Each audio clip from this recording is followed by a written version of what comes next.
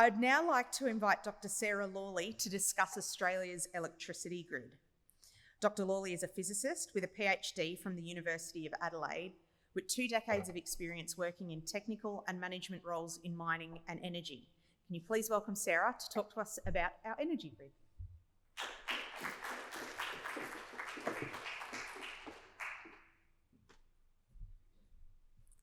Thanks, Jazz. Thanks, everyone.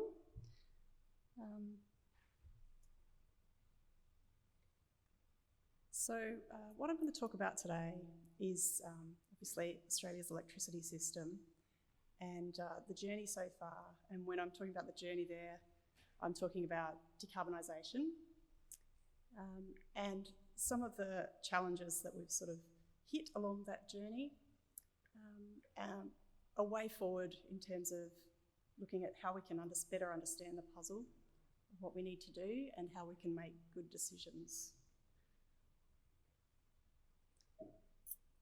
So I'd say where we started on the decarbonisation journey is well characterised by the words of Professor Garnaut. He said, "A reduction in emissions matters more than what a country pays for it. A reduction in emissions matters more than what a country pays for it." This is where we were at the start of our decarbonisation journey, I think. And so what did we do? Australia started to decarbonise the grid using solar and wind.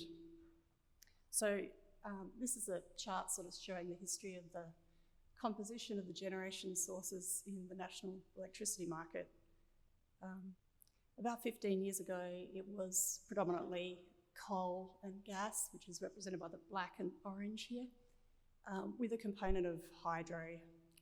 And that reflects, I guess, that this is a dry country. We don't have a lot of hydro sort of opportunities naturally occurring, but we do have a lot of coal and gas. And so that's, at the time, or in earlier years, was the most efficient way for Australia to produce electricity for its needs.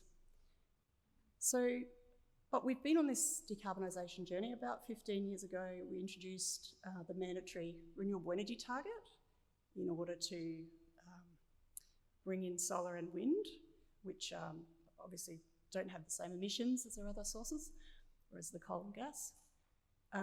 What that target means, what that scheme was, is that if you're a wind farm or a solar farm and you generate electricity dispatch into the grid, that for every megawatt hour that you generate, you receive a renewable energy certificate.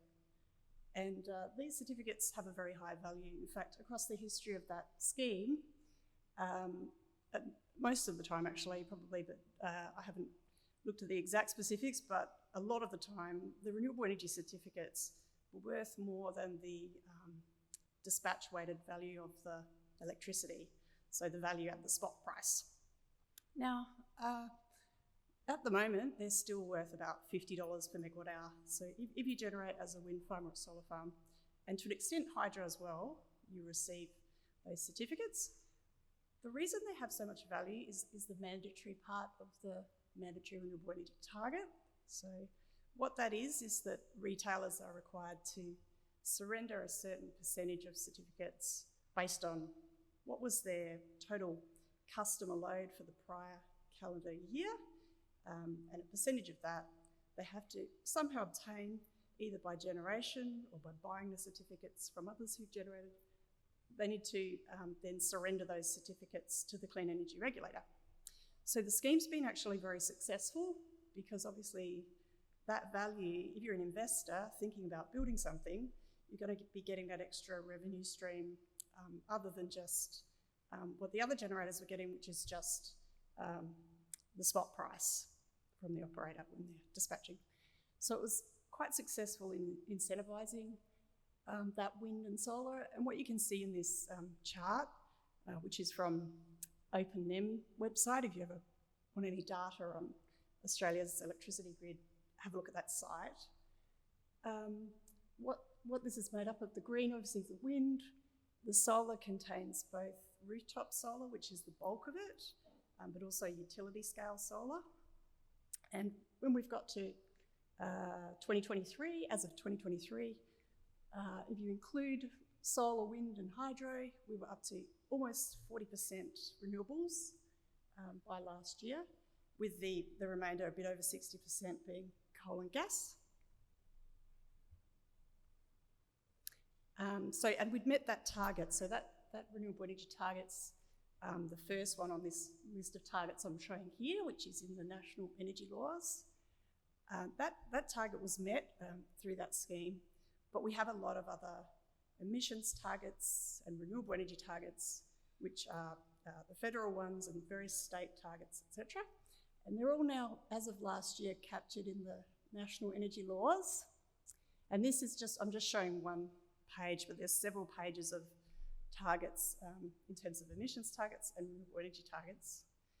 And you look at the second one on the list there after the one that's already been met, that's that target of 82% renewables by 2030, which you might have heard of.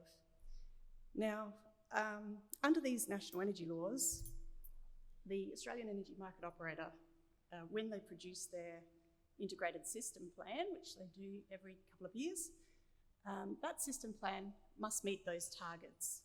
So they actually work out, I guess, a plan going forward over the next, actually out to 2050, that's designed to meet those targets, or constrained to meet those targets. Now, if you take the example of that 82% renewables by 2030, and you have a think about what that actually means, that actually also means 18% fossil fuels by 2030. So in 5 and a bit years, that we would go from 60% fossil fuels down to 18% fossil fuels. Now, in order for AEMO to produce a plan that enables that to be possible without, and still have maintained reliability, they have to postulate they have to introduce a lot of storage into that plan. And they've been quite heavily criticised for, the purple wedge there, which is shown in that chart of installed capacity, which shows the storage requirement that would be needed if you were to reduce the fossil fuels to the extent that is required to meet our targets. That coordinated CER means coordinated consumer energy resources. So it means that people buy electric vehicles and house batteries, and that they use them in such a way that suits the grid, so that they charge them during solar hours perhaps, and but then in the evenings they discharge their electric vehicles or house batteries so that it works in a coordinated way. So it's a huge amount. You can see Snowy 2.0, which is a massive, massive hydro project. It's the little dark blue section at the bottom of that storage chart, so 2 gigawatts. But they're talking about getting towards 60 gigawatts, so a lot of Snowy 2.0s. But be fair to them, because they're required to meet those targets when they create that plan. So if you don't think the plan's realistic, they probably don't either. It's just that they're required to produce it in that way. But the reality is that renewable energy investment has slowed. And this is a chart showing the last 5 years, and you can see sort of a downward trend in the number of projects and the rolling average capacity being added in megawatts, which is the yellow line there. So not many projects have been getting through the pipe as such, getting through the pipeline. And this is also something else published by the Australian Energy Market Operator, which is the Electricity Statement of Opportunities. And you can see there that last year's Statement of Opportunities is showing that there's basically, there's 100 times as much, roughly 100 times as much proposed wind and solar versus, or proposed generation, I should say, versus what's actually in commissioning. So the pipe is quite blocked, or it has been very blocked. Recently, Jeff Dimery gave a speech at the Press Club, and he summarised this situation by saying the reason why renewable energy investment was stalled is due to higher costs and uncertainty about recovering those costs. So the higher costs is is supply chain issues, cost of capital, that sort of stuff. The uncertainty about recovering those costs is due to a number of different issues. So there's a problem with price. This is looking at the last 12 months in Victoria, which is particularly challenged in this respect. And it shows you, if you look at those prices sort of for the different types of generation, it shows you that the dispatch-weighted prices of solar and wind are actually very low. So if you're thinking about investing, these are the sort of numbers you've got to think about in terms of, well, how much are you going to be earning in dollars per megawatt hour for your generation if you spend the money and build this thing? And $20 a megawatt hour for utility solar is not enough to justify it. You will be getting those renewable energy certificates, but that scheme ends in 2030 because it had kind of, I guess, eaten itself and come to the end of its tether. And so that's not going to be enough to make you feel confident that you'll earn enough money to pay off your loan for building your solar farm. And the same is true of wind. $35 per megawatt hour is not enough. So hence there's a problem with the price. There's also a problem with volume. If you're thinking of building a wind farm or a solar farm, already last year the average wind and solar curtailment was at 9.3%. And this is made up of economic curtailment, where wind or solar farms choose to turn down because the prices in the spot market are negative, and so they'll be losing money if they generate, so they choose to. That's shown in yellow in that chart. And the red is showing where the operator actually constrains the assets because basically the market's flooded. There's too much solar and wind at that time in the grid or in that area. Now, a lot of people think we just need more transmission and that will alleviate this issue of curtailment. But in practice, the curtailment is happening in all states at the same time. So in this chart, you can see sort of, obviously the solar farm curtailment happens during solar hours. This is just a random sample of 3 weeks of data, but the point of it is to sort of show that the different colours represented on the chart is actually showing the different states around Australia. So you can see that where these curtailed amounts are occurring in every state at the same time, it means, yes, if you had excess solar, say for example in South Australia, and you thought you could send it to Sydney and that they would want it, you would find that actually no, they're curtailing as well, and they're also not wanting, they would love to send it back to you. So it is an issue in terms of thinking about it like that. If you had a simplistic idea that you could just add more transmission lines and it would solve it, it's not the case. Curtailment impacts mostly, like the worst impact is on solar farms because they're competing directly with rooftop solar. And secondly, wind farms, because they can't choose when it's windy. So that's a couple of issues to take into consideration around what's the uncertainty about recovering costs. So those are the types of uncertainty. It's price and it's volume. And this is why, I guess, that late last year, the decision was made to stop using the renewable energy target and to introduce something called the capacity investment scheme, which is a sort of a replacement scheme which doesn't operate through the market. It kind of operates around the market, that if generators aren't earning enough revenue through their participation in the spot market, then there's a guarantee that essentially the taxpayer or the government will top them up if they fall below a floor. So that scheme has sort of come in, that capacity investment scheme, to an extent to replace really the renewable energy target, which was starting to produce perverse outcomes. So I think it's important that we understand what are the ingredients that we've been using to decarbonise in Australia, because I guess early in the piece, we decided we wanted to decarbonise and we decided that we wanted to use wind and solar. And back then we didn't think about what would that involve, how much would that cost, are there other alternatives, is this actually the best way to decarbonise? Back when we started the scheme, we didn't assess that, we didn't compare the alternatives.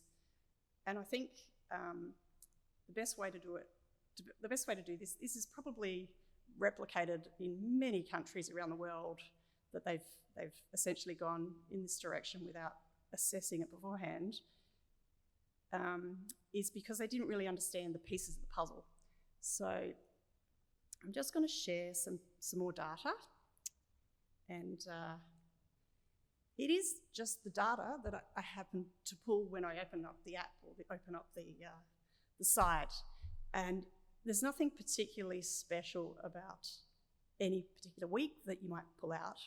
But what I'm showing here is a week of wind output across the national electricity market from the 4th of April to the 10th of April, just to give you a feel for what it looks like. In real time, wind generation looks like a mountainscape. It has valleys and it has peaks. That's the nature of wind, and this is across the whole grid. I used to work for a company called Meridian Energy Australia. That was, when I moved into electricity, that was the first company I worked for. And we had a wind farm on the Eyre Peninsula of South Australia, and a wind farm in Victoria, and ultimately we had other assets around the NEM. But we would always find this situation where you do get valleys and mountains. And solar, of course, looks like teeth. You can have little jagged teeth or you can have really pointy teeth, but it always looks like teeth because it's always in solar hours. So if we combine these shapes, if we combine these for this particular week, and by the way, you can pick any week you like, and you can do it yourself. You can grab the data from that site, that OpenNEM, and you'll find the same conclusion. It doesn't matter which week you pick. So what I'm showing here is the combination of wind and solar in the orange there for this particular week, and the blue is showing the load, the electricity load across the NEM in real time. What does it look like? This is a really boring week. There was no heat wave, there was no cold snap, there's nothing interesting about it. But you might think, okay, there's a little bit of correlation between the fact that we use more electricity during the day because we're awake, and solar happens during the day, so that's good. So maybe we should scale up this and have more renewable energy and see if that sort of meets our requirements. So I've just done this as a sort of a dummy exercise, which is, imagine if you just had 3 times as much. So you had 3 times as much in terms of utility solar, wind farms, and rooftop solar. You find that you end up with quite a bad mismatch for this particular week. Of course, you will always have a mismatch if you do this. Like it's because electricity demand doesn't behave like renewable energy. People worry a lot about the gaps where there's not enough power in terms of the orange line being below the blue line. People get very concerned about that because they're worried about blackouts and things like that. But you can actually find ways to generate to firm the grid. You can, for example, have gas-fired power plants which can run whenever you want, so you can fill up those gaps. They might not run economically, but they will do the job in terms of preventing blackouts. But I think when people look at this picture, they might not realise that commercially the problem is the spikes poking out above, which was what I mentioned before around curtailment, that if you don't have, well, to the extent that you don't have storage, those spikes need to be curtailed. So energy companies, for example, who always act commercially, wouldn't build this system because there'd be such great losses in terms of that level of curtailment, unless there was a lot of storage and you could move those spikes into the patches that are blank. Keep in mind though, if you optimise this for this one particular week, it probably wouldn't be right for another week that happens 3 weeks later or 3 months later. So, so you don't want to optimise your whole grid for this particular week. It's just an example. But you might look at this and say, well, Sarah, but you've stuffed up because you've put too much solar and not enough wind for this particular week, because clearly those spikes, they're no good. That's big losses. So what about if we keep all the solar the same? So no more rooftop solar, no more solar farms, and just scale up the wind, just for the purpose of illustration. So here's an example. So if we do that, we're still, basically, there's no combination of wind and solar that's load following. You always have this issue of that sometimes you've got not enough, sometimes you've got too much, and it really needs storage to sort that out. Now, some people say, but what about, why don't we use that excess power, the excess solar, those spikes that were in the last chart, or the lumps that are kind of poking out in this, the peaks that are poking out in this example, and why don't we use that excess to make hydrogen or to make methanol? Why don't we make use of it and we can be, you know, a superpower with the excess if we've got so much of it? But the problem with it is, the reason why we don't use excess wind and solar to make hydrogen or methanol is because these types of processes are optimised with continuous 24/7 electricity. Essentially, if you build something that makes methanol, a big shiny plant, and you put in a lot of capex, and it needs to be doing things like boiling water and putting things through membranes and distilling and whatever it's doing, this is just an example of methanol. I don't have any technical experience with it, but I know that with any kind of processing plant, if you've spent all this money, the best way to optimise the revenue from that plant would be to have continuous supply of electricity so that you can continuously produce the product so that you can sell the maximum amount of that product per unit time of operating that facility. So intermittency is a problem for things like hydrogen or methanol. You're in practice not going to turn it on when the sun comes up and turn it off when the sun goes down. And I think to an extent this is why, you know, hydrogen's not working out. There's been huge amounts of announcements. This is reported by the International Energy Agency last year, and I think of all the announcements, a small fraction of them is still sort of on the table. And I would say that even this chart's probably out of date now, because since then, I think there've been a few of even Andrew Forrest's projects that he didn't, that haven't reached financial close, etc. So that orange bit's probably even shrinking. And it is because hydrogen needs electricity that is low cost and 24/7 to be viable. And renewable energy doesn't provide 24/7 low cost power. So it's never too late to make good decisions from where you are. And I think, you know, a recent survey by the CSIRO sort of came to the conclusion that most people were unwilling to pay more or risk blackouts for a faster transition. What that reflects, I think, is people are starting to really think about it more and kind of take a step back, because we did sort of plough into this without assessing and comparing alternatives. So expectations are changing. My take on what we need to do now is calculate the full system costs. Yeah, sorry, I've been a bit slow. And minimise all the things that I think other people will cover very well in this workshop, so I don't need to list all the things that we need to consider. It's not just cost, it's actually not just emissions either. There's lots of things that we need to consider in optimising the system, and we need to do a full comparison. We also, I will mention, we do need to consider the financial outcomes of market participants when we do planning. Because if you don't take it into account, you end up paying them outside the system in some other way. If it's not the consumer of electricity that's paying for whatever their commercial requirements are, it ends up being the taxpayer. So you need to consider the full financial outcomes in comparing systems. On that picture, I also wanted to say that you might feel like we're in that pit sometimes, like we're extending coal plants and we're struggling to get investment, etc. Various things are, every now and then we have a blackout or a system black or something.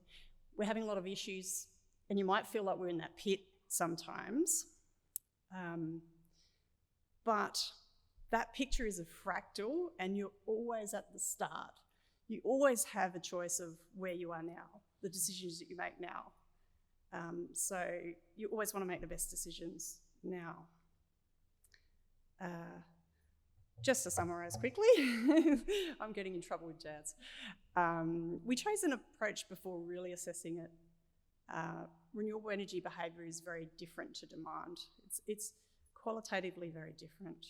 And it's a good time now to compare our decarbonisation options.